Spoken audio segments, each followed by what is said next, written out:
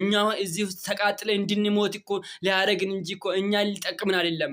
ብዙ ሰዎች እንዲህ ይላሉ፣ ይሄ ሰውዬ በቃ ብዙ እውቀት አለ፣ አረ ብዙ ለሰው ያስባል፣ እሱ ከመጣ በኋላ ብዙ ነገር መጥቶልናል፣ ብዙ ነገር ሆኖልናል ትላላችሁ አይደል? አይደለም። የምር ጭንቅ እኮ ነው የመጣብን፣ ጭንቅ እኮ ነው የመጣብን። እንዲህ ስላችሁ አሁን ለምሳሌ እሱ ከመጣ በኋላ ስንት ነገር እኮ ነው የመጣብን። አንደኛ ሪሜዲያል የሚባል ራሱ እሱ ከመጣ በኋላ እኮ ነው የመጣው።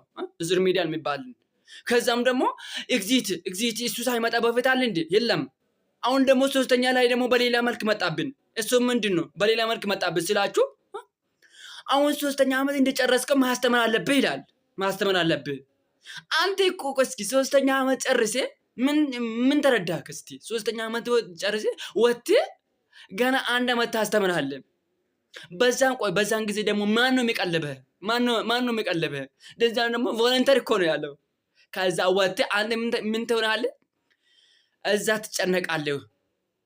ተማሪ ነው፣ በፊት አልሰራህም፣ ምንም አላስቀመጥክም፣ ብር አላስቀመጥክም።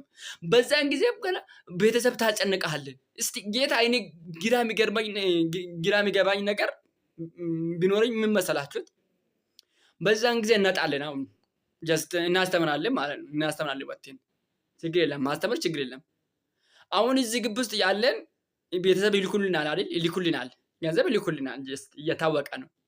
ነገር ግን እዛ እያለን ይልኩልናል ወይ? ይልኩልናል። ምንድን ነው የምናደርገው? ጌታን ይሄ እኮ ነው ግራ የሚገርመኝ። እስቲ እናንተም አስቡ፣ የምር አስቡ። ዝም ብላችሁ አትቀመጡ ጌታን ተማሪዎች።